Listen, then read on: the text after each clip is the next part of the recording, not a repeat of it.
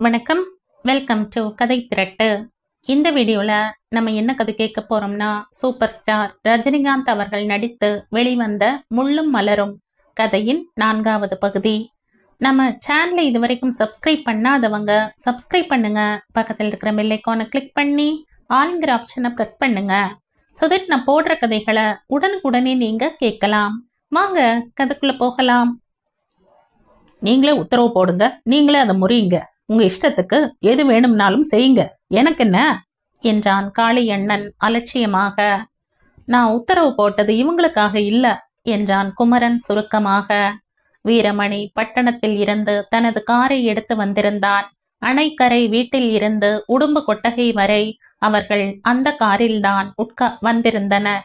காரில் அவர்கள் மூவரை தவிர வள்ளியும் மங்காவும் உட்காருவதற்கு தாராளமாக இடம் இருந்தது. வீரமணி கூறினான். குமரன், நாம் திரும்பி போகும் வழியில்தான் இவர்கள் வீடு இருக்கிறதென்றால் இவர்களை வீட்டிலேயே இறக்கிவிட்டு போவதானாலும் போவோமே. அதுக்கெல்லாம் அவசியம் இல்லைங்க, நீங்க உங்க வேலையை கவனிங்க என்ற காளியண்ணன் வெடுக்கென்று கூறி அந்த யோசனைக்கு முற்றுப்புள்ளி வைத்து விட்டான். சரி, புறப்படலாம் வீரமணி. இவங்க வீடு பக்கத்துல தானே இருக்கு, நாம தான் அதிக தூரம் போகணும் என்று கூறி குமரன் டிரைவர் சீட்டில் உட்கார்ந்து கொண்டான். அண்ணாவுக்கு இங்கிதமே தெரியாது. இந்த காட்டு பெண்களை எனக்கு சரிசமமாக என் பக்கத்திலே உட்கார சொன்னா என்ன அர்த்தம் என்று முணுமுணுத்து கொண்டே கனகா காரில் அமர்ந்து கொண்டாள். வீரமணி குமரனின் பக்கத்தில் அமர்ந்ததும் கார் கிளம்பி சென்றது. உங்க அண்ணனாலதான் நம்ம கார் சவாரி கெட்டது என்றாள் மங்கா வள்ளியின் காதருகே சென்று. காளியண்ணனின் காதில் அந்த வார்த்தைகள் விழுந்தன. ஆனால் அவன் கவனிக்காதவன் போல அத்திமர மேட்டை நோக்கி நடந்து முகத்தை வேறு பக்கம் திருப்பி கொண்டு உட்கார்ந்தான். முரடு முரடு என்று முணுமுணுத்தாள் மங்கா. வள்ளிக்கு அழுகை வந்துவிடும் போல் இருந்தது. அண்ணன் அட்டகாசமாக கூச்சல் போட்டு திட்டினாலும் அவள் பொறுத்து கொள்வாள். ஆனால் அவன் கோபத்தை வெளிக்காட்டாமல் முகத்தை ஒரு மாதிரி வைத்து கொண்டால் அவளால் தாங்க முடியாது. அந்த கோபம் எப்போது எரிமலையாக வெடித்து விடுமோ என்ற நடுக்கம் அவளை ஆட்டி எடுத்துவிடும். அந்த ஐயா ஏன்தான் அந்த சமயத்துல கோவிலுக்கு வந்து சேர்ந்தாரோ? அனாவசியமா அண்ணனுக்கு கோபம் வரும்படி ஆகிவிட்டதே. அடிமேல் அடி வைத்து அண்ணன் அருகே சென்று நின்றாள் வள்ளி. அண்ணே, வீட்டுக்கு போகட்டுமா? என்னையும் கேக்குற? உனக்கு ஏதாவது வேணுமா வீட்டுல இருந்து? என்னை பத்தி நீ கவலைப்பட வேண்டாம். நான் தப்பு செஞ்சா மன்னிச்சிடு அண்ணே. மன்னிக்க கூடிய தப்பா இருந்தா தானே? உண்மையில உனக்கு என் மேல கோபம் தானா, இல்ல ஒரேடியா பாசம் பொங்குது? கோபம் இல்லாம காது கொடுத்து கேட்டா என் மேல தப்பில்லைன்னு புரிஞ்சுக்குவ. நான் ஒண்ணு புரிஞ்சுக்க வேண்டியதில்ல, நீ எனக்கு எதுவும் சொல்ல வேண்டியதும் இல்ல. வாய் பேசாம வீட்டை பார்க்க நட, வீட்டுல வந்து பேசிக்கிற என்று உக்கிரமாக கூறிய காளியண்ணன் சடார் என்று எழுந்து கொட்டகையை நோக்கி சென்று விட்டான். ஏன் கிடந்து இப்படி சாகர? வா வீட்டுக்கு என்றாள் மங்கா வள்ளி அருகே வந்து. உனக்கு தெரியாது மங்கா, அண்ணனுக்கு இந்த மாதிரி கோபம் வந்து நான் என்னைக்குமே பார்த்ததில்ல. இன்னைக்கு பார்த்துட்டல, புறப்படு சரிதான் என்று அவள் கையை பிடித்து இழுத்தாள் மங்கா.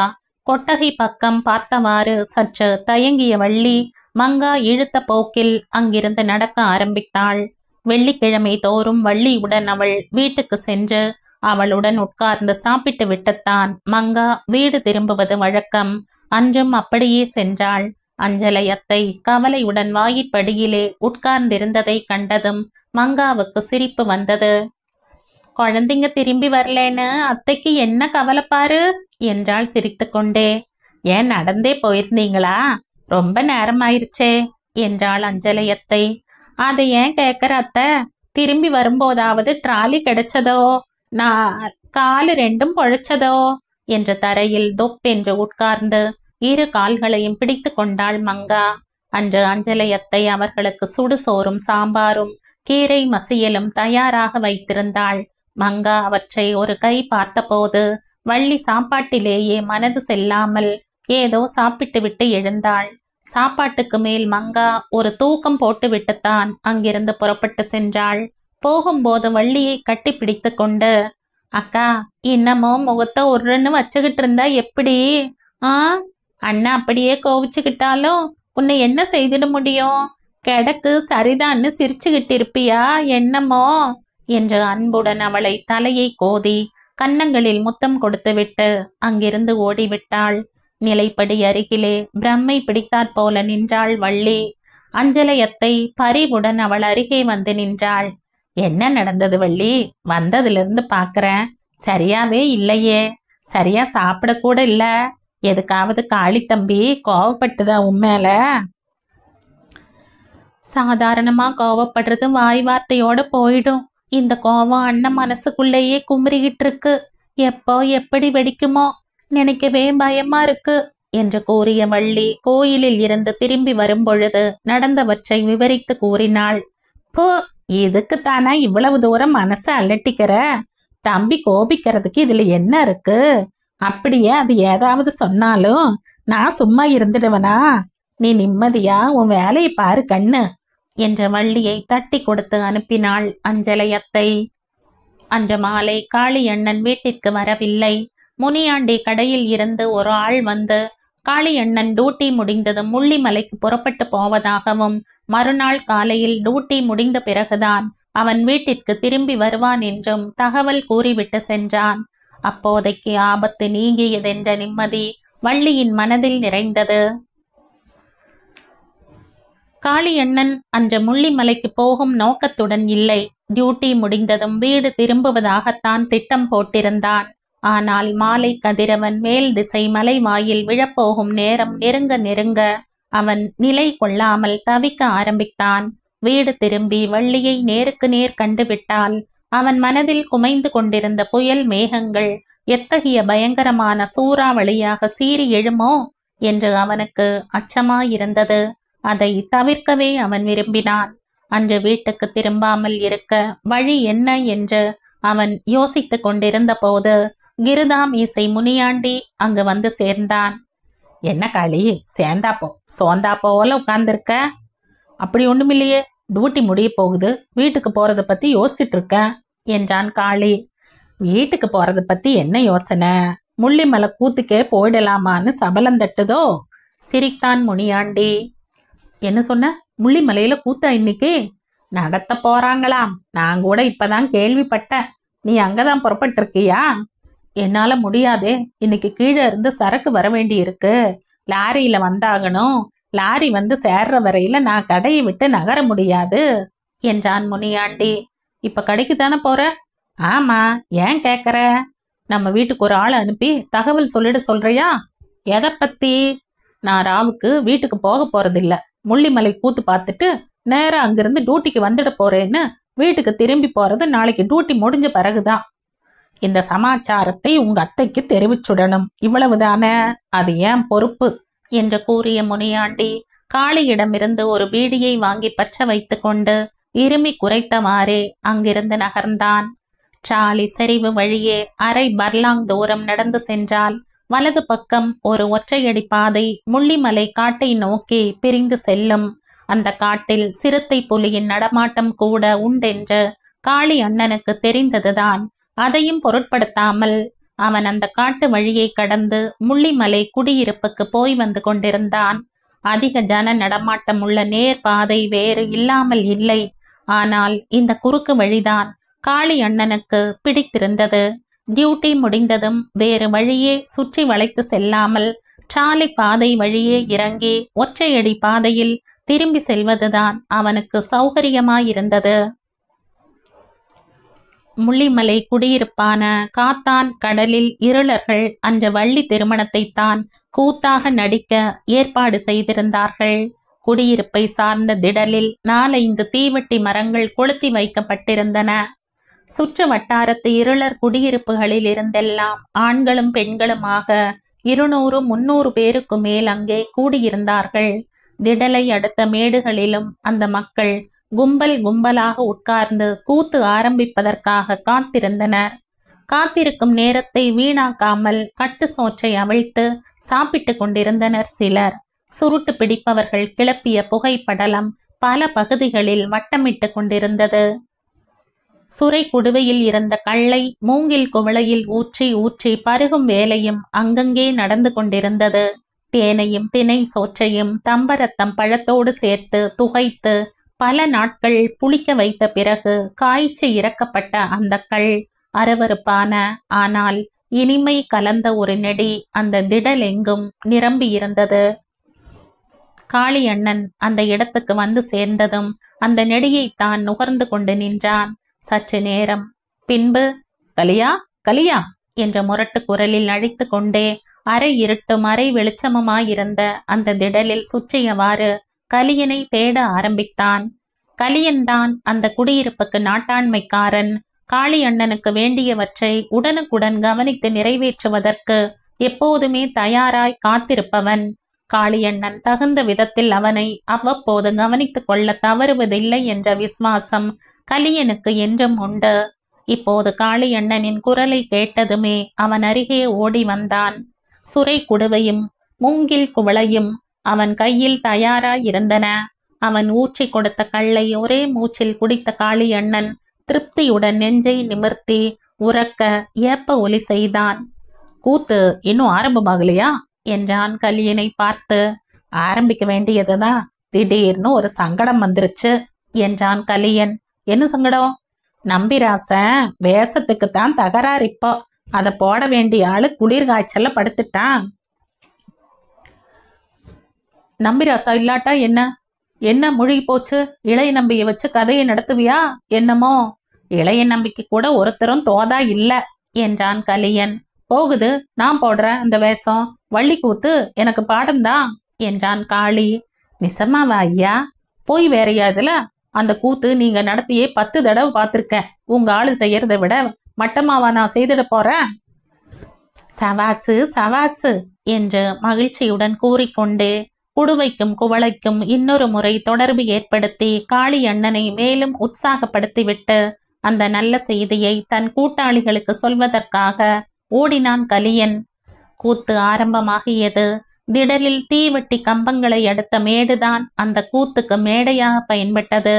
படுதாவின் ஸ்தானத்தில் ஒரு மூங்கில் தட்டியை 2 ஆட்கள் இருபுறமும் பிடித்து கொண்டு வர அதன் மறைவில் வீர நடை போட்டவாறு காளியண்ணன், இளைய நம்பி நானும் வந்தேனே, இச்சகம் புகழும் இளைய நம்பி நானும் வந்தேனே என்று உரக்க பாடிக்கொண்டே மேடையின் குறுக்கும் நெடுக்குமாக பாய்ச்சல் காட்டினான். அவ்வப்போது தட்டி ஆட்கள் தட்டியை சற்று இறக்கி நம்பிராஜனின் முகத்தை சபையோர் பார்க்க செய்த போது கை தட்டலும் சீழ்க்கை ஒலியும் காளியண்ணனின் குரலை கூட அமுக்கி விடுவதாயிருந்தது. ஆரம்பத்தில் இருந்தே களை கட்டிவிட்டது அந்த கூத்து. இருளர் கலைஞர்களுடைய பாடத்திற்கும் காளியண்ணனுடைய பாடத்திற்கும் அங்கங்கே பேதம் தட்டியதென்றாலும் காளியண்ணன் எப்படியோ சமாளித்து கொண்டு தன் வேஷத்தை திறமையாக நிர்வகித்து சென்று கொண்டிருந்தான். வள்ளி வேஷம் போட்ட இருளர் பையன் அளவுக்கு மிஞ்சி மஞ்சளை அரைத்து முகத்தில் பூசிக்கொண்டு அருவருப்பாக காட்சி அளித்த போதிலும் இளைய நம்பி அந்த வள்ளியிடம் பாசம் காட்ட தவறவில்லை. தினை புனத்தை காப்பதற்காக வள்ளியை வழி அனுப்பி வைக்கும் சமயத்தில் இளைய நம்பி தன்னுடைய நிஜ தங்கை வள்ளியை நினைத்து கொண்டு விட்டான். பளபளா அதாகப்பட்டது என்னவென்றால் என்ற வசனத்தில் ஆரம்பித்த அவன் உணர்ச்சி நிறைந்த உரத்த குரலில் பாடிய பாட்டு அந்த திடலில் கூடியிருந்தவர்களின் கண்களில் கண்ணீரை வருவிக்கும் அளவுக்கு உருக்கமாயிருந்தது. காளியண்ணன் பாடினான். தினை புனம் காக்கவே வள்ளிக்குட்டி, நீ திடமாக போயிடு வள்ளிக்குட்டி, பரன்மேலே நின்றிடு வள்ளிக்குட்டி, நீ பறவைகள் ஓட்டிடு வள்ளிக்குட்டி, யாருக்கு மஞ்சாமல் வள்ளிக்குட்டி, நீ ஆயலை ஓட்டிடு வள்ளிக்குட்டி, மனம் தளராமல் வள்ளிக்குட்டி, நீ மலைப்புனம் காத்திடு வள்ளிக்குட்டி, துஷ்டர்கள் வந்தாலே வள்ளிக்குட்டி, நீ துயரேதும் கொள்ளாதே வள்ளிக்குட்டி, அண்ணனை நினைத்திடு வள்ளிக்குட்டி, நீ அஞ்சாமல் நின்றிடு வள்ளிக்குட்டி. காளியண்ணன் பாடி முடித்த போது கை தட்டலும் சீழ்க்கை ஒலியுடன் கலந்த ஆரவாரமும் அந்த திடல் எங்கும் எதிரொலித்தது. பளபளா அதாகப்பட்டது என்னவென்றால், என் அருமை தங்கை வள்ளிக்குட்டியே, நீ எந்த இடத்தில் இருந்தாலும் உனக்கு ஒரு ஆபத்தும் வரக்கூடாது. நீ நினைத்ததெல்லாம் கைகூட வேணும். அண்ணனுக்கேற்ற தங்கையாக நீ அகிலம் புகழ வாழ வேணும் என்ற வள்ளியை அவன் வாழ்த்தி அனுப்பிய போது உண்மையாகவே அவன் குரல் உணர்ச்சி மிகுதியால் கரகரத்தது. தட்டி வீரர்கள் தட்டியை உயர்த்தி பிடிக்க தளர்ந்த நடையுடன் அவன் மேடையில் இருந்து அப்பால் நகர்ந்தான். குவளையும் கையுமாக கலியன் அவன் அருகே ஓடி வந்தான். சவாசு சவாசு, இந்த வேஷத்தை இந்த மாதிரி யாருமே நடத்தியிருக்க மாட்டாங்க. அந்த நரியம்பைய காய்ச்சல்ல படுத்தது எங்களுக்கு அதிர்ஷ்டமா போச்சு. ஐயா தான் இனிமே நாங்க இந்த கூத்து நடத்தும் போதெல்லாம் இந்த வேஷத்தை போட்டாகணும்னு, இல்லைனா நாங்க ஐயாவை விடவே மாட்டோம் என்று குழைந்து குழைந்து கூறிக்கொண்டே குவளையை அவன் கையில் கொடுத்தான். ஒரே மூச்சில் குவளையை காலி செய்து எறிந்துவிட்டு ஆயாசத்துடன் புல் மேட்டில் மல்லாந்து சாய்ந்தான் காளியண்ணன். கலியா, போதையில் உறங்கினாலும் உறங்கிடுவேன். வேங்கை மர சீன் வரும்போது என்னை உசிப்பி விட்டுடு என்று கலியனை எச்சரித்து விட்டு கண்களை மூடிக்கொண்டான். உண்மையில் வள்ளி ஆயல் ஓட்ட போன பிறகு இளைய நம்பிக்கு வேலை ஏது? ஆயல் ஓட்டும் பெண்ணுடன் முருகன் நடத்தும் லீலைகள் எல்லாம் முடிந்த பிறகுதானே அவன் மறுபடியும் மேடையில் தோன்ற வேண்டும். வள்ளிக்கேற்ற முருகனாகத்தான் ஒரு ஆளை பொறுக்கி போட்டிருந்தார்கள். அரிதாரத்தை அனாயாசமாக குழைத்து அப்பிக் கொண்டிருந்த அந்த முருகனை பார்த்தபோது வேங்கை மரம் ஆவதற்கு முன்னமேயே வெட்டிவிட முடியாதா என்ற துடிப்புதான் இளைய நம்பியின் மனதில் தோன்றியது. மேடை மீது கூத்து எப்படி நடக்கிறதென்று பார்க்க வேண்டும் என்ற ஆவலே காளி அண்ணனுக்கு தோன்றவில்லை. கீச்சு குரலில் வள்ளி பாடிய ஆயல் ஓட்டும் பாட்டு மட்டும் அவன் காதை துளைத்து கொண்டிருந்தது. பாட்டின் ஒவ்வொரு அடியின் முடிவிலும் சோ சோ என்ற பாடும் கட்டம் வரும்போது அந்த இடத்திலேயே அந்த வள்ளி வேஷதாரியின் மென்னியை பிடித்தால் என்ன என்று நினைத்தான் காளியண்ணன். காதுகளை பொத்திக் கொண்டு கண்களை திறந்தான். கரிய வானத்தில் ஆயிரம் ஆயிரம் தாரகைகள் கண் சிமிட்டிக் கொண்டிருந்தன. மல்லாந்து படுத்திருந்த காளியண்ணனின் மனதில் வள்ளியை பற்றிய தழுதழுப்பு இன்னும் நிரம்பி இருந்தது. பாவம், அவனுடைய மௌனமான கோபத்தை கண்டு அவள் எவ்வளவு மிரண்டு போய்விட்டாள். எவ்வளவு தூரம் நல்ல வார்த்தை சொல்லி அவன் மனதை மாற்ற பார்த்தாள். பதிலுக்கு அவன் எவ்வளவு கடுமையாக பேசிவிட்டான். வீட்டுக்கு வந்து பேசிக் கொள்கிறேன் என்று பயமுறுத்தி அனுப்பினானே, அதை நினைத்து அந்த பேதை பெண் அன்றெல்லாம் எப்படி பயந்து நடுங்கிக் கொண்டிருந்தாளோ. நல்ல வேளை, அன்று அவன் வீட்டுக்கு திரும்பாமல் இருப்பதற்கு கூத்து என்னும் காரணம் துணையாய் அமைந்தது. கிருதா மீசை முனியாண்டியை எவ்வளவு வாழ்த்தினாலும் தகும். உணர்ச்சிகளின் வேகத்தாலோ கள்ளின் மயக்கத்தினாலோ அவன் கண்கள் தாமாகவே மூடிக்கொண்டன. வள்ளி பாவம், நினைவு தெரிவதற்கு முன்பே தாயை இழந்த பெண்தானே. தாயின் அன்பை அறியாமல் அண்ணனுடைய அன்பிலேயே வளர்ந்தவள்தானே. அவளை கவனித்துக் கொள்ள அஞ்சலையத்தை இருந்தாள், உண்மைதான். ஆனால் அவன் பங்குக்கு அவளை எவ்வளவு தூக்கி சுமந்திருக்கிறான். அவளுக்கு 5 வயது நிறையும் வரை அவன் ஊட்டினால்தான் சாப்பிடுவாள். அவன் அவளை தூக்கி தோளில் சாத்தி கொண்டு குறுக்கும் நெடுக்கும் நடந்தால்தான் அவள் தூங்குவாள். அவன் மேல் அவ்வளவு பாசம் அவளுக்கு. அவனுக்கு மட்டும் என்ன, அவன் எப்படிப்பட்ட கோபத்தில் இருந்தாலும் அவளுடைய சிரித்த முகத்தை கண்டால் மறுகணமே அவ்வளவு கோபமும் பறந்து போய்விடாதா? ஊருக்கெல்லாம் முரடனாயிருந்தாலும் அருமை தங்கையின் அந்த சிரிப்புக்கு அவன் அடிமைதானே. அவ்விதம் அடிமையாயிருப்பதில் எவ்வளவு பெருமை அவனுக்கு. குழந்தை போதிருந்த அதே அழகிய சிரிப்பு இன்னும் வள்ளியின் முகத்தில் மாறாமல் இருந்தது. அந்த சிரிப்பின் அசாதாரணமான அழகுக்கு எதையுமே ஒப்பிட்டு சொல்ல முடியாது என்று காளியண்ணன் நினைத்தான். பார்ப்பவர் மனதை வசப்படுத்திவிடும் மோகன சிரிப்பு அது. எங்கே அந்த சிரிப்புக்கு மதி மயங்கி கோபத்தை மாற்றிக்கொண்டு விடுவோமோ என்று நினைத்துத்தானே அவன் அன்று முகத்தை திருப்பிக் கொண்டு அத்திமர மேட்டின் மேல் உட்கார்ந்திருந்தான். அப்படி ஒரு கோபமா? சட்டென்ற காளியண்ணனின் சிந்தனை அந்த புது ஐயாவின் பக்கம் திரும்பி மனதில் கோபத்தை கிளப்பியது. அந்த ஆள் வரும் வரை அவன் எவ்வளவோ நிம்மதியாயிருந்தானே. அவர் வந்ததில் இருந்து திரும்ப திரும்ப அவனுக்கு குறுக்கே முளைத்து அவனுடைய நிம்மதியை கெடுத்து கொண்டிருக்கிறாரே. வள்ளி நடந்து வந்தால் என்ன, வேறு எப்படி வந்தால் அவருக்கு என்ன? அவனுடைய தங்கையை சாலையில் வரும்படி சொல்வதற்கு அந்த ஆள் யார்? ஆனால் வள்ளி செய்ததும் தப்புதானே. அந்த ஐயா சொல்லிவிட்டார் என்பதற்காக சாலையில் அவர்களோடு நெருக்கி அடித்து உட்கார்ந்து கொண்டு வந்துவிட வேண்டுமா?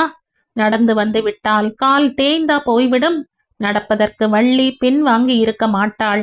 ஆனால் அந்த மங்கா இருக்கிறதே, அப்பப்பா, அது அடம் பிடிக்க ஆரம்பித்தால் யாராலும் அதை அடக்க முடியாதே. மங்காவை நினைத்து கொண்டதும் ஏனோ காளி அண்ணனின் உதட்டில் புன்னகை அரும்பியது. இதமான சுகம் அவன் நெஞ்சில் நிரம்பியது. அந்த சுகம் மங்காவின் நினைவினால் ஏற்பட்டதா அல்லது கள்ளின் போதையாலா என்று அவனுக்கே புரியாத நிலையில் உறக்கம் அவன் மனதை கப்பிக்கொண்டு அவனது எண்ணங்களுக்கு முற்றுப்புள்ளி வைத்தது. ஐயா, ஐயா என்ற கலியன் அவன் காதருகே குனிந்து கத்திய போதுதான் காளி அண்ணன் உறக்கம் கலைந்து கண்களை திறந்தான். வேங்கை மரசீன் வரப்போகுதுங்க, நீங்க உஷாராயுடனும் என்றான் கலியன். அந்த காட்சிக்கு தேவைப்படும் முரட்டு கோடாலி அவன் கையில் தயாராயிருந்தது. நிஜ கோடாலியே கொண்டு வந்துட்டியா? பேஷ் என்றான் காளி அண்ணன் அதை கையில் வாங்கியவாறு. விறகு வெட்டுற கோடாலிங்க, வேற கோடாலிக்கு நாங்க எங்க போறது என்றான் கலியன். எந்தன் தங்கை தன்னை தேண்ட எத்தனித்தவன் யாரடா யாரடா யாரடா என்று அட்டகாசமாக பாடிக்கொண்டே கோடாலியை சுழற்றியவாறு வீர நடையுடன் மேடையில் பிரவேசித்தான் காளியண்ணன். அண்ணா, அதாகப்பட்டது என்னவென்றால் இங்கே யாருமே இல்லையே என்ற கீச்சு குரலில் வசனம் பேசினான் வள்ளி வேஷதாரி. இந்த வேங்கை மரம் எப்படி வந்தது என்ற வேங்கை மரத்தின் ஸ்தானத்தில் அங்கே நட்டு வைக்கப்பட்டிருந்த சவுக்கு மரத்தூரை உக்கிரமாக உதைத்தான் இளைய நம்பி. உதை தாங்காமல் கீழே விழப்போன அந்த மரத்தை தட்டி வீரன் தாங்கி நிறுத்தினான். அண்ணா, இது வேங்கை மரம். இல்லவே இல்லை, இது சவுக்கு மரம் என்று கூறிவிட இருந்த காளி அண்ணன் தன்னை கட்டுப்படுத்தி கொண்டு, இருக்கவே இருக்காது, இவன்தான் என் தங்கையை தீண்டிய துரோகி என்று கர்ஜித்தான். இல்லண்ணா, இது வேங்கை மரமேதான் என்று மன்றாடினாள் வள்ளி. வேங்கை மரமானால் வெட்டி வீழ்த்துவேன் என்ற கோடாலியை ஓங்கினான் இளைய நம்பி. வெட்டாதே அண்ணா, அதாகப்பட்டது, அதைவிட என்னை விட்டுவிடு அண்ணா என்று கதறிக்கொண்டே வள்ளி வேஷதாரி அவன் காலில் விழ வேண்டிய கட்டம். அப்படி விழுந்திருந்தால் அந்த வள்ளியை வேங்கை மரத்தை உதைத்ததை விட உக்கிரமாக உதைத்து தள்ளுவதற்கு தான் காலை தயாராக வைத்து கொண்டிருந்தான் காளியண்ணன். ஆனால் அதற்கு சந்தர்ப்பம் ஏற்படாமல் ஒரு நிஜ பெண்ணின் அலறல் திடீரென்று அந்த திடலில் ஒலித்தது. ஐயோ, புலி புலி, காப்பாத்துங்க காப்பாத்துங்க! திடலில் ஒரே அல்லோ கல்லோலம். பெண்களும் குழந்தைகளும் கூச்சலிட்டவாறு குறுக்கும் நெடுக்கும் பாய்ந்தனர். ஆண்களோ கையில் அகப்பட்ட கற்களையும் கழிகளையும் எடுத்துக்கொண்டு நாற்புறமும் பார்த்தவாறு புலி எங்கிருந்து பாய வந்தாலும் எதிர்ப்பதற்கு தயாராக நின்றனர். கூச்சலிட்ட பெண் என்ன ஆனாள் என்ற எண்ணமே யாருக்கும் தோன்றவில்லை. திடீரென்று தோ தோ என்று கூவினான் ஒரு ஆள். திடலின் வலது பக்கம் காட்டு மரங்கள் செறிந்திருந்த பகுதிக்கருகே ஒரு பாறை மீது நெருப்பு தணல்கள் தெரிந்தன. பெண்ணை துரத்தி வந்த புலி அவ்வளவு ஜனக்கூட்டத்தை அங்கு எதிர்பார்க்கவில்லை போலும். பிரம்மை பிடித்தாற்போல் அந்த பாறையின் மீது அசைவற்று உட்கார்ந்து தன் நெருப்பு கண்களால் நிலைமையை ஆராய்ந்து கொண்டிருந்தது. யாருமே அசையாதீங்க, நான் அதை கவனிச்சுக்கிறேன் என்று எல்லோரையும் கை அமர்த்திய காளியண்ணன் தீவட்டி மரத்தில் இருந்து ஒரு தீவட்டியை பிடுங்கி எடுத்துக்கொண்டு வலது தோளில் சாத்திய கோடாலியுடன் புலி உட்கார்ந்திருந்த பாறையை நோக்கி அடிமேல் அடி வைத்து முன்னேறினான். ஒரு சருகு விழுந்தால் கூட கேட்கும்படியான நிசப்தம் அந்த நேரத்தில் அத்திடலில் நிலவியது. அங்கங்கே ஒதுங்கி ஒடுங்கி நின்றிருந்த ஒவ்வொருவர் மனதிலும் என்ன நடக்கப் போகிறதோ என்ற அச்சம் நிரம்பியிருந்தது. புலிக்கு 10-15 அடி தூரத்துக்குள் வந்துவிட்டான் காளி. புலியோ இமைக்காத அனல் விழிகளால் தன்னை நோக்கி வரும் எதிரியையே பார்த்தவாறு அசைவற்று உட்கார்ந்திருந்தது. அதை போருக்கிழுப்பது போல் காளி இடக்கையில் இருந்த தீவட்டியை முன்பக்கம் நீட்டி அதன் ஆத்திரத்தை தூண்டிவிட எத்தனித்தான். என்ன ஆத்திரம் ஊட்டினாலும் இருந்த இடத்தை விட்டு அசைய மாட்டேன் என்று சொல்வது போல் உறுதியாக உட்கார்ந்திருந்தது புலி. அதற்கு மேல் நெருங்கினால் புலியின் முதல் தாக்குதலுக்கே பலியாக விட வேண்டியிருக்கும் என்பது காளி அண்ணனுக்கு தெரியாததல்ல. எனவேதான் அந்த 10 அடி தூரத்தில் இருந்தே அதற்கும் பாய்ச்சல் காட்டி கொண்டிருந்தான். புலியும் எதிரி இன்னும் நெருங்கி வரட்டும் என்று நினைத்தது போல் சலனம் இன்றி உட்கார்ந்திருந்தது. இந்த தேக்க நிலை இன்னும் எவ்வளவு நேரம் நீடித்திருக்குமோ சொல்ல முடியாது. திடீரென்று எங்கிருந்தோ ஒரு கல் புலி அமர்ந்திருந்த பாறை மீது விழுந்தது. மறுகணமே உக்கிரமாக சீறி பாய்ந்தது புலி. மின்னல் வேகத்தில் இது நிகழ்ந்து விட்டது. காளியண்ணன் இந்த திடீர் தாக்குதலுக்கு தயாரா இல்லைதான். ஆனால் அதுவே ஒரு விதத்தில் அவனுக்கு சாதகமாயும் அமைந்தது. கல் வந்து விழுந்ததால் ஏற்பட்ட கன நேர சீற்றத்தில் புலி குருட்டாம்போக்காய் பாய்ந்ததே ஒழிய அவனை குறி வைத்து பாயவில்லை. எனவே அவனது இடது தோளை மட்டும் நகங்களால் கீறி கிழித்து கொண்டு பக்கவாட்டில் விழுந்தது புலி. மறுபடியும் அது தன்னை சமாளித்து கொண்டு அவன் மேல் பாய்வதற்கு ஒரு கணம்தான் அதற்கு தேவையாயிருந்தது. ஆனால் அந்த ஒரு கணத்தை காளியண்ணன் தனக்கு சாதகமாக பயன்படுத்தி கொண்டான். புலி தரையில் விழுந்த மறு கணமே அவன் கோடாலி முழு வேகத்துடன் அதன் முதுகில் பாய்ந்தது. மண்ணில் சாய்ந்த புலி பயங்கரமாக கத்தியவாறு மறுபடியும் எழுந்திருக்க முயற்சி செய்து பார்த்தது. கால்களை ஊன்றி வைக்க கூட சக்தி இல்லாமல் கனல் கக்கிய விழிகள் பஞ்சடைய பீரிட்டு பாயும் இரத்த வெள்ளத்தில் செயலற்று துவண்டு புரண்டது. சவாசு சவாசு என்று கத்திக்கொண்டே காளியண்ணனை நோக்கி ஓடி வந்தான் கலியன். மற்ற இருளர்களும் காளியண்ணனின் வெற்றியை குறித்து ஆரவாரம் செய்து கொண்டே ஓடி வந்து சூழ்ந்து கொண்டனர். வேங்கை மரத்துக்கு பதிலா வேங்கையே வெட்டிட்டாரு நம்ம நம்பிராசன் என்று குதூகலத்துடன் கத்தினான் கலியன். வேங்கையா இது, சிறுத்தை இல்ல என்றான் காளியண்ணன் அலட்சியமாக. மகிழ்ச்சி பெருக்கில் இருள பெண்கள் குலவையிட்டவாறு அந்த புலியை சுற்றி சுற்றி கும்மி அடித்தனர். அவ்வளவு கூட்டத்தையும் இடித்து தள்ளி கொண்டு முன்னே வந்தாள் ஒரு பெண். கும்மி அடிக்கும் பெண்களை விலக்கி கொண்டு தரையில் விழுந்து கிடந்த புலியை குனிந்து பார்த்த அவள் குதூகலத்துடன் கை கொட்டியவாறு கூறினாள், செத்துட்டியா? ஒழிஞ்சு போ, என்ன துரத்திக்கிட்டு வந்தல்ல, நல்லா வேணும். தீவட்டியை முன்னுக்கு கொண்டு வந்து அந்த பெண்ணின் முகத்துக்கு நேரே பிடித்தான் காளியண்ணன். மங்கா, நீயா? மறுகணமே அவனுக்கு கண்களை இருட்டி கொண்டு வந்தது. தோளில் பட்ட காயத்தில் இருந்து ஏற்பட்ட இரத்தப் பெருக்கு அவனை நினைவிழக்க செய்தது. தரையில் சாயப்போன அவனை கலியன் தாங்கி கொண்டான். ஐயோ வள்ளியண்ணே, புலி உன்னை அடிச்சிருச்சா என்று அலறினாள் மங்கா. வீரமணி, உன் மனது எனக்கு புரிகிறது. எல்லா விஷயத்திலும் உன் விருப்பத்தை மதித்து நடக்க கடமைப்பட்டவன்தான் நான். இருந்தாலும் குமரனை மேலே பேச விடாமல் இடைமறித்தான் வீரமணி. குமரன், என்னிடம் நீ அப்படியெல்லாம் பேசலாமா? நீயாவது எனக்கு கடமைப்படுவதாவது என்றான். ஏன், உன்னை போன்ற ஒரு நண்பன் எல்லோருக்கும் கிடைத்து விட முடியுமா? இந்த வாதத்தையும் நான் ஒப்புக்கொள்ள முடியாது குமரன். என் தகப்பனார் உன்னை வளர்த்து ஆளாக்கினார் என்றால் எதற்காக? உன் தகப்பனாருடைய வக்கீல் என்ற முறையில் அவர் ஒப்புவித்து போன பொறுப்பை பழுதில்லாமல் நிறைவேற்றினார், அவ்வளவுதானே. உன் தகப்பனார் வைத்துவிட்டு போன தொகையில் அவரது உயிலில் கண்ட நிபந்தனையின்படி தமக்கு சேர வேண்டிய ஊதியத்தை அவ்வப்போது கழித்து கொள்ளவும் என் தந்தை தவறவில்லையே. தமது தொழிலில் அவர் அவ்வளவு கண்டிப்பும் நேர்மையும் உள்ளவராயிருந்ததால் தான் நான் இவ்வளவு தூரம் முன்னுக்கு வர முடிந்தது. அவருடைய நேர்மைக்கும் அன்புக்கும் மட்டுமல்ல, அவருடைய கண்டிப்பிற்கும் நான் தலை வணங்குகிறேன் என்ற குமரன் உண்மையான உணர்ச்சியுடன் நெஞ்சு தழுதழுக்க கூறினான். இருவரும் சம்பா நீர்த்தேக்கத்துக்கு செல்லும் நிழல் அடர்ந்த மோட்டார் பாதையில் கொஞ்ச தூரம் நடந்துவிட்டு திரும்பிக் கொண்டிருந்தனர். கனகா தலைவலி என்று சொல்லிக்கொண்டு படுக்கையை விட்டு எழுந்திருக்காமல் வீட்டிலேயே தங்கிவிட்டாள். இருவரும் தனியாக செல்லும் அந்த சந்தர்ப்பத்தை நழுவ விடக்கூடாதென்றுதான் வீரமணி குமரனிடம் கனகாவின் திருமண விஷயமாக பிரஸ்தாபித்தான். கனகாவுக்கு தகுந்த இடத்தில் கணவனை தேடி மனம் முடித்து வைப்பதை தவிர வேறெந்த பொறுப்பையும் அப்பா எனக்கு வைத்து விட்டு போகவில்லை. அவள் விஷயமாக நீண்ட நாட்களாக என் மனதில் குடிகொண்டிருந்த விருப்பத்தைத்தான் இன்று உன்னிடம் வெளியிட்டேன்.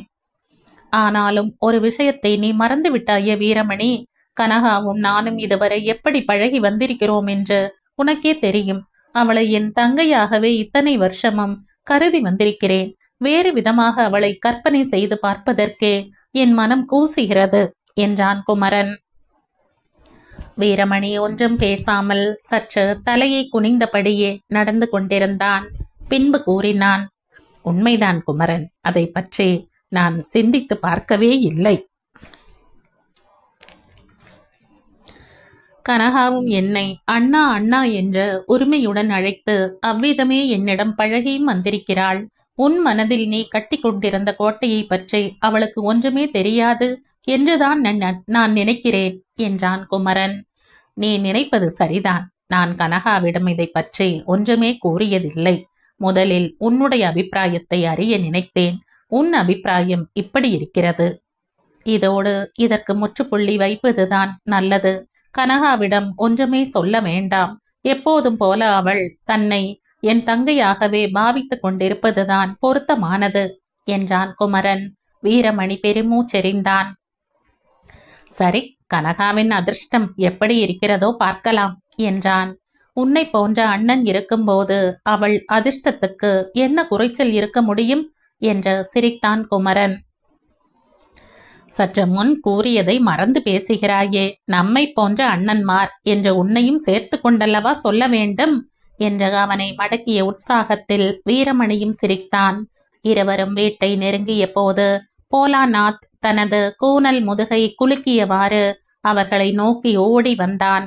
என்ன போலா, அந்த பொண்ணு வள்ளி வந்திருக்கோ? அவள் அண்ணனை புலி அடிச்சிடுச்சாம் என்று போலா கூறியதும் குமரனுக்கு ஆச்சரியம் தாங்கவில்லை. என்ன, புலி எப்படி அடிச்சது? இந்த உச்சி கடவு பகுதியில புலி வருவதே இல்லை என்று கேள்விப்பட்டிருந்தேனே. இவன் கூத்து பார்க்க முள்ளிமலை காத்தான் கடவுக்கு போயிருக்கான். அங்கதான் இது நடந்துச்சாம். நம்ம வஸ்தாத் ஒண்டி ஆளான்னு புலி கோடேரியால மார்டாலா? அடப்பாவி, நம்ம ஆளுக்கு அப்படி ஒன்றும் பலமான காயம் இல்லை. இடது தோள் பட்டையில தான் அடியாம். 4 நகம் நல்லா பதிஞ்சு கிழிஞ்சிருக்காம். எலும்பும் எந்த இடத்துல கொஞ்சம் புரண்டு போயிருக்கோன்னு அந்த வள்ளி பொண்ணு சொல்லுச்சு என்று விவரித்தான் போலா. வீட்டு வாயிலில் வள்ளி கவலை தோய்ந்த முகத்துடன் நின்றிருந்தாள். அண்ணனுக்கு இப்ப எப்படி இருக்கு வள்ளி என்ற பரபரப்புடன் கேட்டான் குமரன். கவலைப்படும்படி ஒண்ணுமில்ல. ஆனா காத்தான் கடவு ஆளுங்க காலையில அண்ணனை தூக்கிக்கிட்டு வீட்டு வாசல்ல வந்து நின்ன போது நான் பயந்தே போயிட்டேன். அண்ணனுக்கு அப்போ சுய நினைவு கூட இல்ல. காயத்துல இருந்து ரத்தம் பெருகாம தடுக்கிறதுக்கு ஏதேதோ பச்சிலையெல்லாம் வச்சு கட்டி இருந்தாங்க. அதுக்கு நல்ல பலன் இருந்துச்சு. வீட்டுக்கு வந்து சேர்ந்த கொஞ்ச நேரத்துக்குள்ளேயே அண்ணன் கண்ணை முழிச்சு பேச ஆரம்பிச்சிருச்சு. இருந்தாலும் எழுந்து நடமாட இன்னும் கொஞ்ச நாள் ஆகும் இல்லையா என்று கேட்டான் குமரன். அப்படித்தான் தோணுது. அண்ணனுக்கு டியூட்டியை பத்தித்தான் கவலையெல்லாம். கண்ணை முழிச்சதுமே டியூட்டிக்கு நேரம் ஆயிடுச்சே, நான் எழுந்திருந்து போகணுமேன்னு தவிக்க ஆரம்பிச்சிடுச்சு. அதுக்கு வேற ஏற்பாடு செய்து கொள்கிறேன். முதலில் காளி உடம்பு சரியாக எழுந்திருக்கட்டும். அது வரைக்கும் மொத்த டியூட்டியையும் சேர்த்து மாயாண்டியையே கவனித்துக் கொள்ள சொல்கிறேன். மாயாண்டி அண்ணனுக்கு செய்தி தெரிஞ்சதுமே வந்து பார்த்துச்சு. டியூட்டியை பத்தி கவலைப்படாத, நான் போய் கவனிச்சுக்கிடுறேன்னு சொல்லிட்டு அங்கதான் போயிருக்கு. அந்த தகவலை ஐயாவுக்கு சொல்லணும்னு தான் நான் வந்தேன். இந்த பேச்சை கேட்டுக்கொண்டு கனகா அங்கே வந்தாள். ஓ, இந்த பெண்ணா? இவளுக்கு இங்கே என்ன வேலை என்று கேட்டாள் குமரனை பார்த்து. இவளுடைய அண்ணனை புலி அடித்து விட்டதாம். எனக்கு தகவல் கொடுப்பதற்காக வந்திருக்கிறாள். அதற்கு இவள்தான் வர வேண்டுமா? அண்ணனை பற்றிய விஷயத்தை வேறு யாரிடமும் சொல்லி அனுப்புவது மரியாதையா இருக்காதே. அதனால் தான் நானே நேரில் வந்தேன் என்றாள் வள்ளி அந்த கேள்வியில் இருந்த குத்தலை கவனிக்காமல். போலா, சம்பா நீர் தேக்கத்தில் இருந்து உச்சிக்கடவுக்கு ஜீப் ஏதாவது போகிறதா என்று பாரேன்.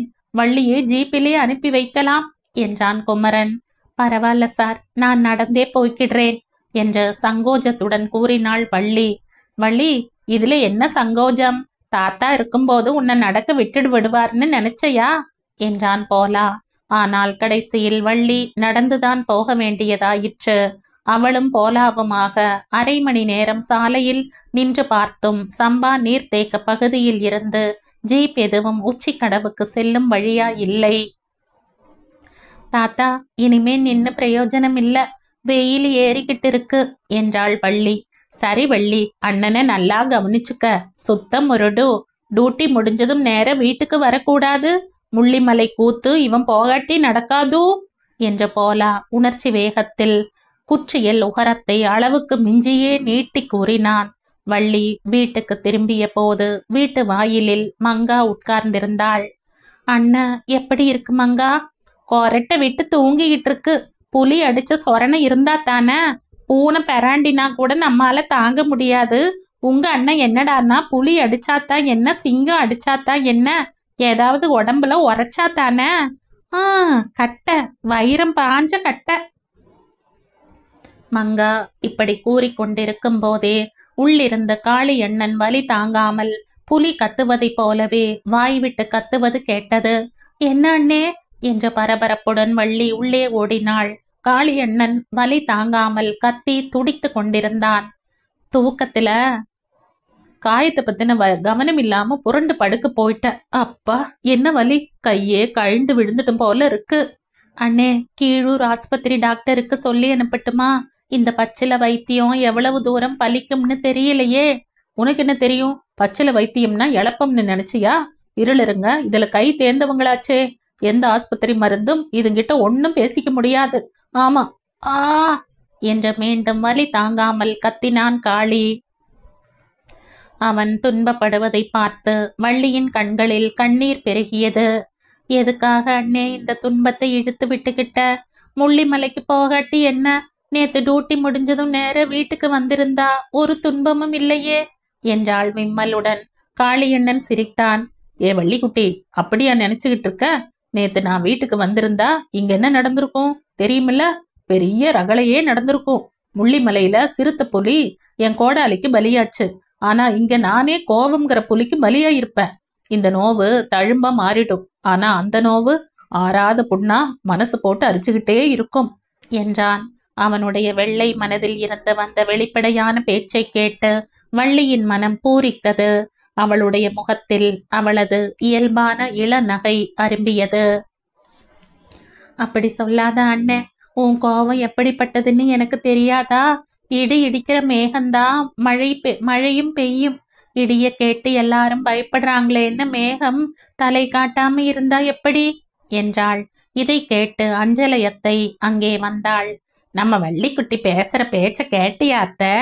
8வது வகுப்போட படிப்பு நிறுத்தினது எவ்வளவு தப்புன்னு இப்ப தெரியுது. மேல படிச்சிருந்தா கலெக்டர் கூட இதுக்கு எதிரே நின்னு பேச முடியாது. ஆமா என்றான் காளி பெருமையுடன். உன் தங்கையை பத்தி நீ பெருமைப்படாம வேற யாரு பெருமைப்படுவாங்க என்று கூறி சிரித்தவாறே கையில் இருந்த கஷாயத்தை அவனிடம் நீட்டினாள் அஞ்சலை. ஐயோ, கஷாயமா என்றான் காளியண்ணன் மூக்கை மூடியவாறு. திப்பிலி, சித்திரத்தை, நறுக்கு மூலம் எல்லாம் போட்டு காய்ச்சி இருக்க. உடம்பு வலிக்கு அமிர்தமா இருக்கும் என்றாள் அத்தை. கண்ணை மூடிக்கொண்டு கஷாயத்தை குடித்து தீர்த்தான் காளியண்ணன். சே, இந்த கஷாயத்தை குடிக்கணும்னு தெரிஞ்சா புலியோட சண்டை போட்டே இருக்க மாட்டேன் என்றான் முகத்தை சுளித்து கொண்டு. அது சரி அண்ணே, கூத்து நடக்கிற இடத்துல புலி எப்படி வந்துச்சு என்று கேட்டாள் வள்ளி. எல்லாம் அந்த மங்கா செஞ்சு வச்ச கூத்துதான், வேற என்ன? மங்காவா? முள்ளிமலைக்கு அதுவுமா வந்துருச்சு? அது வராத இடம்தான் ஏது? அடுக்கி வைக்க ஆள் இருந்தா தானே என்றான் காளியண்ணன். மறைவில் நிலைப்படி அருகே உட்கார்ந்திருந்த மங்காவின் காதில் இருந்த வார்த்தைகள் விழுந்ததும் அவள் சீறி எழுந்தாள். யோ, யாரையா அடுக்கி வைக்கிறது? ஏன் இஷ்டம். எங்க வேணும்னாலும் போவேன், எப்படி வேணும்னாலும் சுத்துவேன். யாரு கேட்க முடியும்? ஆத்திரத்துடன் கேட்டுக்கொண்டே அவன் எதிரில் வந்தாள். அஞ்சலையத்தை இடைமறித்தாள். ஏமங்கா, நானே கேக்குறேன், பாதி ராத்திரி நேரத்துல அந்த முள்ளிமலை காட்டு வழியா காத்தாங்கடவுக்கு போயிருக்கையே, என்ன துணிச்சல் உனக்கு என்றாள். துணிச்சல் இருந்ததுனால தானே போனேன். எனக்கு என்ன பயம்? காட்டு வழி என்ன கடிச்சு முழுங்கிடுமா? ஆமா, வீராப்புல ஒன்னும் குறைச்சல் இல்ல. புலி புலி காப்பாத்துங்க காப்பாத்துங்க அப்படின்னு கதறிக்கிட்டு வந்து விழுந்தியே, அப்ப இந்த வீராப்பெல்லாம் எங்க போயிருச்சு என்றான் காளி. ஏயா, நான் அப்படி வந்திருக்கலேனா புலியை கொன்ன சூர புலின்னு உனக்கு பட்டம் வந்திருக்குமாயா என்ற மங்கா பளிச்சென்று கேட்டதும் வள்ளி பளிச்சென்று சிரித்து விட்டாள். காளி அண்ணனாலும் சிரிப்பை அடக்கி வைக்க முடியவில்லை. மங்கா கூறினாள். இத்த கேளு வள்ளியக்கா, காத்தாங்கடவுல கூத்து நடக்குதுன்னு கேள்விப்பட்டதுல இருந்து எனக்கு வீட்டுல இருப்பு கொள்ளல. ஆத்தா அசந்து தூங்குற வரைக்கும் காத்திருந்தேன். கொரட்ட சத்தம் கேட்டுதோ இல்லையோ பிச்சுகிட்டேன். இருட்டு நேரம், வானத்துல நிலா கூட இல்ல. முள்ளிமலை காட்டுல வழி தப்பிருச்சு. ஆனா நான் பயந்துகிடல. நேத்தி கூத்துல உங்க அண்ணன் தான் வள்ளியோட அண்ணனாம். அது பாடின பாட்டிருக்கே, பாட்டா அது? இடி இடிக்கிற மாதிரி குரல்ல ஒரே கத்தல். அந்த கத்தல் வர திசையில தான் காத்தாங்கடை இருக்குன்னு எனக்கு தெரிஞ்சு போச்சு. அதையே குறி வச்சு நடந்த. காளியண்ணன் தொண்டையை கனைத்து விட்டு கொண்டான். வள்ளியக்கா, ஜாக்கிரதை, உங்க அண்ணன் இங்கேயும் சுத்தி பாட ஆரம்பிச்சிட போகுது. அந்த கத்தலை மறுபடி கேட்டா செத்த புலியே சீறிக்கிட்டு வந்தாலும் வந்துடும். நேத்து அந்த புலி என்ன துரத்த ஆரம்பிச்சதே அதனாலதான். அந்த கத்தலுக்கு நான் தான் காரணமோன்னு சந்தேகம் வந்துருச்சு. அதுக்கு கத்துனது யாருன்னு காட்டி கொடுக்கத்தான் நான் அந்த புலிய கூத்து திடலுக்கு அழிச்சுக்கிட்டு வந்தேன். வள்ளி, மறுபடியும் என் பாட்ட கத்தல்னு சொல்றவங்களை என்ன செய்வேன் தெரியுமா என்று கத்தினான் காளி. புத்தி புத்தி என்று கிண்டலாக கன்னத்தில் போட்டு கொண்டாள் மங்கா. தொடர்ந்து கூறினாள்.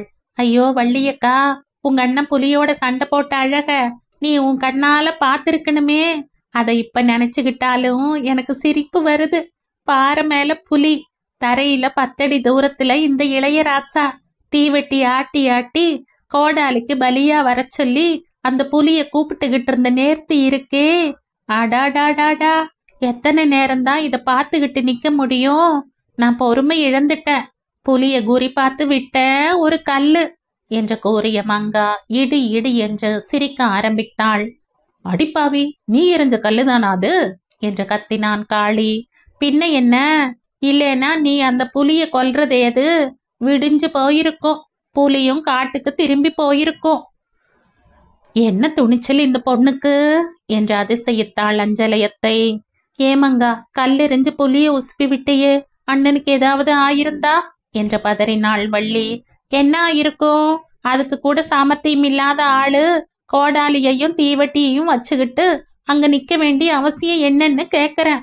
எங்கேயாவது போய் பதுங்க வேண்டியது தானே. மங்கா, என் கோவத்தை கிளப்பாத என்ற பல்லை கடித்தான் காளி. கோவம் என்னையா கோவம்?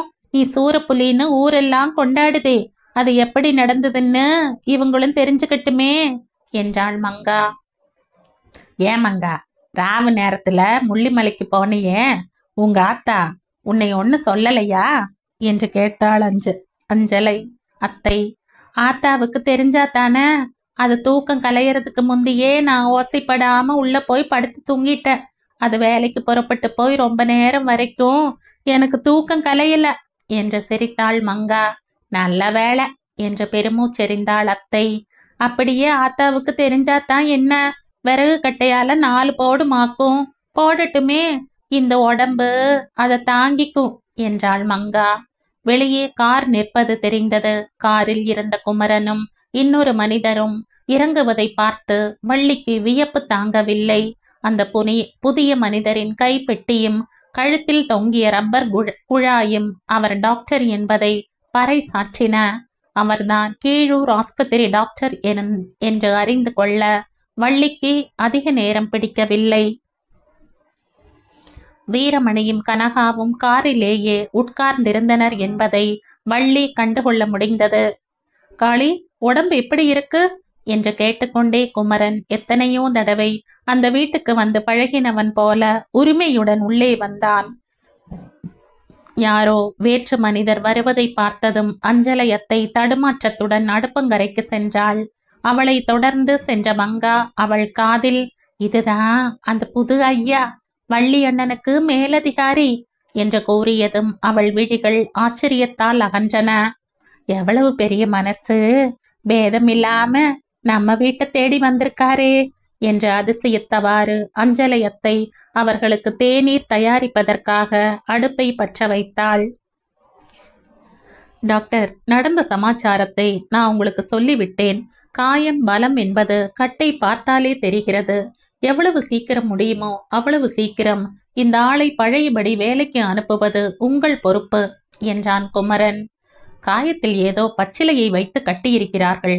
முதலில் அந்த கட்டை அவிழ்த்தாக வேண்டும் என்று கூறிய டாக்டர் கட்டை அவிழ்ப்பதற்காக குனிந்தார். நிறுத்துங்க சார் என்றான் என்று கத்தினான் காளி. கட்டு என் உடம்புல போட்டிருக்கு, அதை அவுக்குறதுன்னா என்ன ஒரு வார்த்தை கேட்க வேண்டியது இல்லையா? காளி, இவர் யாரு தெரியுமில்ல? கீழூர் ஆஸ்பத்திரி டாக்டர். உனக்காகத்தான் அங்கிருந்து காரில் வந்திருக்கிறார் என்றான் குமரன். கார்ல வந்தாலும் சரி, பிளேன்ல வந்தாலும் சரி, எனக்கு இந்த இங்கிலீஷ் வைத்தியம் எல்லாம் பிடிக்காது சார். என்றான் காளி முரட்டுத்தனமாக. அண்ணா என்று கூவினாள் வள்ளி. ஏ வள்ளி, நீ உள்ள போ, எங்க பேச்சு குறுக்க நீ ஏன் பேச வர என்று வள்ளியின் மீது எரிந்து விழுந்தான் காளியண்ணன். வள்ளி வெலவெலத்து போய் தலையை குனிந்தவாறு உள்ளே சென்றாள். டாக்டர் இப்போது பேசினார். இத பாரப்பா, இங்கிலீஷ் வைத்தியம்னா என்னமோ ஏதோன்னு நினைக்காத. ஒரு தொந்தரவும் இல்லாம உனக்கு உடம்பு குணம் ஆயிடும். என தொந்தரவு செய்யாதீங்க சார், எனக்கு உங்க வைத்தியத்துல நம்பிக்கை கிடையாதுன்னு சொல்லிட்டேன். காயம் சீக்கிரம் மாற வேண்டாமா காளி? அப்பதானே எப்போதும் போல நீ வேலைக்கு வர முடியும் என்றான் குமரன். ஆமா, நான் சீக்கிரம் வேலைக்கு வந்தா தானே நீங்க போக வர என் மண்டையிலேயே குட்டிக்கிட்டு இருக்க முடியும். காளி, என்னை பத்தி நீ இன்னமும் தப்பாவே நினைச்சுக்கிட்டு இருக்க. வேறு விதமா நினைக்கிறதுக்கு நீங்க இடம் வச்சாத்தானே. குமரன் ஒரு பெருமூச்சுடன் திரும்பினான். சரி காளி, உன் இஷ்டம். வாங்க டாக்டர், அனாவசியமா உங்களுக்கு தொந்தரவு கொடுத்துட்டேன், என்னை மன்னிச்சிடுங்க என்று கூறி டாக்டருடன் வெளியேறினான். உள்ளிருந்து அவர்களுக்காக தேநீர் எடுத்து வந்த வள்ளி இருவரும் திரும்பி செல்வதை பார்த்ததும் அப்படியே திகைத்து நின்றாள். ஏன் போயிட்டாக? அவங்களா போகல, நான் தான் திருப்பி அடிச்சேன் என்றவா காளி வெறி கொண்டவன் போல் கண்களை உருட்டியவாறு. இதை கேட்டுக்கொண்டு உள்ளிருந்து வந்த மங்கா ஏளனமாக வாயை நொட்டையிட்டாள். நல்ல மனுஷங்க மனசு நோக பண்ணி அனுப்பிட்டாரில்ல, பெரிய வீரர்னு நினப்பு என்று அவள் கூறியதும் காளிக்கு பொறுக்கவில்லை. ஏ மங்கா, இப்ப இங்கிருந்து போறியா இல்லையா நீ என்று கத்தினான். போறேன், உன் எதிரே நிக்க யாருக்கு பிடிக்குது என்று கூறியவாறு அங்கிருந்து நடந்தாள் மங்கா. மாயாண்டி பழைய காலத்து ஆசாமி, அடாவடித்தனம் எதுவும் தெரியாத அப்பாவி. ஆரம்ப நாட்களில் மலை சரிவில் குழாய் அமைப்பு வேலைகள் நடந்து கொண்டிருந்த சமயத்தில் கையால் இயக்கக்கூடிய விஞ்ச் யந்திரத்தை ஓட்டும் பொறுப்பு அவனுடையதாகத்தான் இருந்தது. அதன் பிறகு அவன் ஒர்க் ஷாப்பில் மெக்கானிக்காக சேர்ந்து விட்டான். இருந்த போதிலும் வாரா வாரம் காளி அண்ணனது ஓய்வு நாட்களிலும் அவன் வேறு விடுமுறை பெற்று செல்லும் நாட்களிலும் மாயாண்டியின் டியூட்டி ஒர்க் ஷாப்பில் இல்லாமல் காளி அண்ணனின் உடும்பு கொட்டகையில்தான் இருக்கும். எந்த டியூட்டி போட்டாலும் மாயாண்டி மனம் கோணாமல் செய்து வந்தான். காளியண்ணன் மாயாண்டியை மதிப்பதே கிடையாது. முதுகெலும்பில்லாத தொடை நடுங்கி என்று அவனை கேலி செய்து மிகவும் அலட்சியமாகத்தான் அவனிடம் நடந்து கொள்வான். ஆனால் மாயாண்டிக்கு காளி அண்ணனிடம் ஒரு அலாதி விசுவாசம். காளி அண்ணன் அவனை கீழே போட்டு மிதித்தாலும் அவனுக்கு கவலை இல்லை. அவன் காலை சுற்றி சுற்றி வந்து கொண்டு அவன் ஏவியதை செய்து கொண்டிருப்பான். இத்தனைக்கும் வயதிலும் வேலை அனுபவத்திலும் காளி அண்ணனுக்கு அவன் எவ்வளவோ மூத்தவன்தான். தன்னை விட 15 வயது இளையவனான காளி அண்ணனிடம் அந்த 40 வயது ஆசாமி ஒரு அடிமையைப் போல நடந்து கொண்டது சாதாரணமாக பார்ப்பவருக்கு ஆச்சரியமாயிருக்கலாம். ஆனால் எதற்கெடுத்தாலும் மற்றவருக்கு பணிந்து பணிந்து பழகிய மாயாண்டியின் கண்களுக்கு யாரையும் மதியாத காளி அண்ணனின் முரட்டு சுபாவம் அவனை ஒரு வீரனாக உருவகப்படுத்தி காட்டியதில் ஆச்சரியமேதும் கிடையாது. அந்த வீரனுக்கு எந்த காணிக்கையையும் செலுத்த தயாராயிருந்தான் அந்த அப்பாவி. காளியண்ணன் புலியுடன் போராடி வெற்றி வீரனாக திரும்பி வந்த செய்தி மாயாண்டியின் கண்களில் காளி அண்ணனின் மதிப்பை பல மடங்கு உயர்த்திவிட்டது. தானே அந்த புலியை கொன்றுவிட்டு வந்தவன் போல் பெருமைப்பட்டு கொண்டான். உச்சிக்கடவில் அந்த செய்தி பரவியதுமே முதலாக காளி அண்ணனின் வீட்டுக்கு ஓடியவன் மாயாண்டிதான். தனது லட்சிய வீரனின் வீர செயலை குறித்து அவனை நேரில் பாராட்ட வேண்டும் என்ற துடிதுடிப்பை அவனால் எப்படி அடக்கிக் கொள்ள முடியும்? ஆனால் உற்சாக மிகுதியில் மாயாண்டி உளறி கொட்டிய பாராட்டு மொழிகளை காளி அண்ணன் காதில் வாங்கி கொண்டால்தானே. செத்த புலியை பத்தி இப்ப என்னையா பேச்சு? என் தோள்பட்டையை பாத்தியா? இது சரியாக்கி நான் டியூட்டிக்கு வர்றதுக்கு 1 வாரமாவது ஆகும். அது வரைக்கும் என் டியூட்டி எல்லாம் உன் தலை மேலதான் என்றான் காளி. இது என்ன பிரமாதம் காளி? இப்பவே வேணும்னாலும் உன் டியூட்டியை நான் கவனிச்சுக்கிறேன். கவனிச்சுதானே ஆகணும். இன்னமும் இங்க நின்று வளவளன்னு ஏன் பேசிக்கிட்டு இருக்க? உடும்பு கொட்டையை பார்த்து ஓடு சீக்கிரம். இதுக்குள்ளேயும் அங்க எல்லாரும் வந்து காத்திருக்க போறாங்க என்று அவனை விரட்டினான் காளி. அந்த வீரன் பேச்சுக்கு மாயாண்டி மறு பேச்சு பேசுவானா என்ன? மறு நிமிஷமே அங்க நிற்காமல் உடும்பு கொட்டகையை நோக்கி ஓடிவிட்டான். மாயாண்டியின் அந்த அப்பாவித்தனத்தை நினைத்து வள்ளிக்கு பரிதாபமாயிருந்தது. காளியண்ணன் எவ்வளவு உதாசீனம் செய்தாலும் பாராட்டாமல் அவனுக்கு தொண்டு செய்வதையே பிறவி பயனாக கருதும் அந்த ஆத்மாவை பற்றி அவளுக்கு எப்போதுமே அனுதாபம் உண்டு. இன்று அந்த அனுதாபம் பல மடங்கு அதிகமாக அவள் நெஞ்சில் நிறைந்தது. சாப்பாட்டு நேரம் வந்தபோது அவள் அஞ்சலை அத்தையிடம் கூறினாள். அத்தை, மாயாண்டி அண்ணன் காலையில கூட ஒன்னும் சாப்பிடல. அண்ணன் சொன்னதும் உடும்பு கொட்டகைக்கு ஓடி போயிடுச்சு. நாள் முழுசும் பட்டினியா இருக்க போகுதே, பாவம். ஆமாம் வள்ளி, நல்ல வேலை ஞாபகப்படுத்தின. நீதான் ஒரு நட மாயாண்டிக்கு சாப்பாடு கொண்டு போய் கொடுத்துட்டு வந்துட என்றாள் அத்தை. வள்ளி தனக்கு சாப்பாடு எடுத்து வருவாள் என்று மாயாண்டி சிறிதும் எதிர்பார்க்கவில்லை. உண்மையில் அவன் அதுவரை சாப்பாட்டை பற்றியே நினைக்கவும் இல்லை. சாதாரணமாக அவனுக்கு பசி வேலை என்று நிச்சயமாக எதுவும் கிடையாது.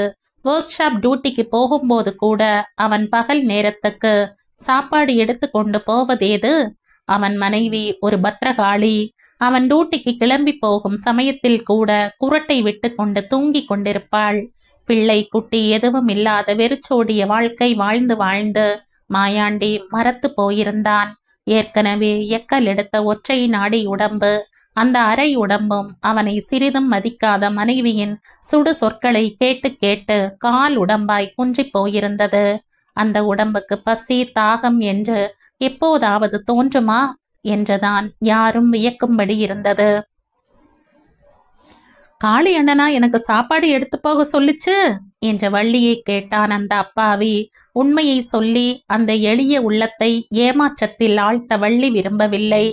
அண்ணன் டியூட்டி தானே நீ பாக்குற, அந்த விசுவாசம் அண்ணனுக்கு இல்லாமலையா போயிடும் என்றாள் பட்டும் படாததுமாக. எனக்கு தெரியும், இந்த மாயாண்டினா உங்க அண்ணனுக்கு உசுராச்சே என்று பெருமை பூரிப்புடன் கூறிய மாயாண்டி அவள் கொண்டு வந்த சாப்பாட்டு பாத்திரத்தை வாங்கி ஒரு பக்கமாக வைத்தான். இப்ப சாப்பிட போறதில்லையா? காலையில நாயர் கடையில டீ குடிச்சிட்டு தானே புறப்பட்ட வள்ளி. பசி எடுக்க இன்னும் கொஞ்சம் நேரம் ஆகும். டியூட்டி முடிஞ்சதும் எப்படியும் அண்ணனை பார்க்க வருவன் இல்ல, பாத்திரத்தை அப்ப கொண்டு வந்து கொடுத்துடுறேன் என்றான் மாயாண்டி. திரும்பி வரும்போது மூளை கடை திருப்பத்தில் ஓடை பாலத்தின் ஓட்டு சுவரில் உட்கார்ந்து வேர்க்கடலையை தட்டி தட்டி உடைத்து தின்று கொண்டிருந்த மங்காவை பார்த்ததும் வள்ளி மங்கா என்று அழைத்தவாறே அவள் அருகே சென்றாள். இப்படி எங்க வந்த அக்கா? மாயாண்டி அண்ணனுக்கு சோறு கொண்டு போய் கொடுத்துட்டு வர. சரிதான், யார் அந்த கொட்டகையிலே டியூட்டி பார்த்தாலும் சோறு கொண்டு போறது ஊன் டியூட்டி தானா என்று சிரித்தாள் மங்கா. நான் கொண்டு போகலைன்னா மாயாண்டி அண்ணன் பசியோடு தானே இருக்கும் என்றாள் வள்ளி. இந்த அண்ணனை பத்தி அவ்வளவு கரிசனப்படுறியே, இங்க ஒரு தங்கை பசியோடு இருக்கிறது உனக்கு மறந்து தானே போச்சு என்றாள் மங்கா சிரித்து கொண்டே. ஏன் ஆத்தா உனக்கு சோறு வச்சுட்டு போகலையா? ஆத்தாவுக்கு என் மேல என்ன கோபமோ, சோத்து பானைய காலியா வச்சுட்டு போயிருக்கு. அதனாலதான் இந்த வேர்க்கடலையே மென்னு பசிய மறக்கடிச்சுக்கிட்டு இருக்கேன். அதுவும் முனியாண்டி அண்ணன் கணக்குல கொடுக்க தொட்டு. அடடா, நீ ஏன் அப்படி இருக்கணும் மங்கா? நேர எங்க வீட்டுக்கு வந்துட வேண்டியது தானே. மத்த நேரமாயிருந்தா நீ சொல்லணும்னு காத்திருப்பனா என்ன? இப்பதான் கடுவும் போன மாதிரி உங்க அண்ணன் உட்கார்ந்துருக்கே வழியில. அது ஒண்ணு சொல்ல, நான் ஒண்ணு சொல்ல, வீண் சண்டை. அந்த வம்பெல்லாம் வேண்டாம்னு தான் ஆத்தா வர வரையில இப்படியே ஓட்டுறதுன்னு தீர்மானம் செய்துட்டேன். ஆத்தா வரட்டும், என்ன சண்டை போடுறோம் பாரு அதோட. மங்கா, காய இருந்தா அப்படியெல்லாம் எண்ணம் தான் தோணும். பேசாம என் கூட வந்துடு. ஒரு ரசஞ்சோறாவது உனக்கு கிடைக்காம போயிடாது எங்க வீட்டுல என்றாள் வள்ளி. அது எனக்கு தெரியாதா என்ன? ஆனா உங்க அண்ணன் உடம்பு சரியாகி ஒழுங்கா டியூட்டிக்கு போற வரையில உங்க வீட்டு சாப்பாட்டுக்கும் மங்காவுக்கும் ராசி கிடையாது என்றாள் மங்கா தீர்மானமாக. ஏன், எங்க அண்ணங்கிட்ட உனக்கு என்ன பயம்? பயமா? பிடிக்கல, அவ்வளவுதான். அதுக்குதான் என்ன கண்டாலே கண்ணை கரிக்குதே. வள்ளி சிரித்தாள். மங்கா, இன்னும் எத்தனை நாளைக்குத்தான் நீ உலகம் தெரியாம இருக்க போற என்றாள். ஆமா, நீ பெரிய உலகத்தை கண்டிட்ட மாதிரி என்று அவளை தோளில் இடித்தாள் மங்கா. வள்ளிக்கு ஒரு யோசனை தோன்றியது. ஒன்னு செய்யலாமே மங்கா, 2 பேரும் நேரே உங்க வீட்டுக்கு போவோம். 1/2 மணி நேரத்துல ஆழாக்கு அரிசி பொங்கி இறக்கிடுறேன். சோறு ஆகிறதுக்குள்ள ஒரு துவையலும் அரைச்சு வச்சிடுற. மங்கா 2 விலாவையும் பிடித்து கொண்டு விழுந்து விழுந்து விழுந்து சிரித்தாள். அக்காவே அக்கா, வெகுளி வெகுளின்னு என்ன சொல்லுவியே, நொடிக்கு ஒரு தரம். நீ மட்டும் என்னவா? ஏன், நான் சொன்னதுல என்ன தப்பு? ஏ வெகுளி அக்கா, சோறும் துவையலும் ஆக்கி போட எங்க வீட்டு பானையில என்ன இருக்குன்னு நினைச்ச? அவ்வளவும் காலி. இன்னைக்கு சனிக்கிழமைங்கிறத மறந்துட்டியா? வெள்ளாத்தாளுக்கு வாரக்கூலி, சனிக்கிழமை தோறும் சம்பளம். இந்த விஷயம் இப்போதுதான் வள்ளிக்கு ஞாபகம் வந்தது. ஆத்தா வீட்டுக்கு வந்துதான் ஏதாவது ஆக்கி போடும். அது வரையில வேர்க்கடலையே அசை போட்டுக்கிட்டு காய இருக்க வேண்டியதுதான் என்றாள் மங்கா. படபடவென்ற மோட்டார் சைக்கிள் ஒலி கேட்டது. இருவரும் ஓரமாக ஒதுங்கி நின்றனர். அவர்கள் நிற்பதை பார்த்துவிட்ட குமரன் மோட்டார் சைக்கிளின் வேகத்தை குறைத்து அவர்கள் அருகே கொண்டு வந்து நிறுத்தினான். அண்ணனுக்கு எப்படி இருக்கு வள்ளி? மாறுதல் ஒண்ணுமில்ல. அத்தை ரசஞ்சோறு கொடுத்தா சாப்பிட்டுட்டு நல்லா தூங்கிக்கிட்டு இருக்கு. இனிமே தான் ஜாக்கிரதையா இருக்கணும். காயத்துல ஈரம் படாம பாத்துக்கிடணும். சீல் பிடிச்சா தொந்தரவு என்றான் குமரன்.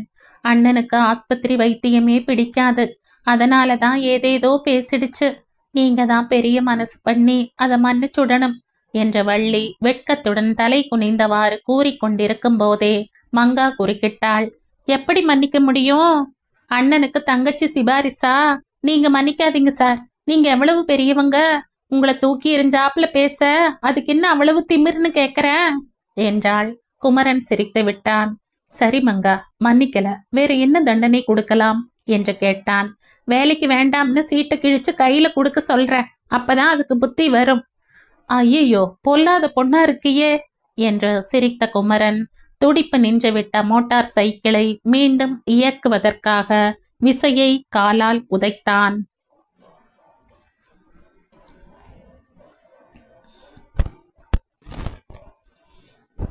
இந்த கதையின் தொடர்ச்சியை அடுத்த பதிவில் கேட்கலாம். நன்றி.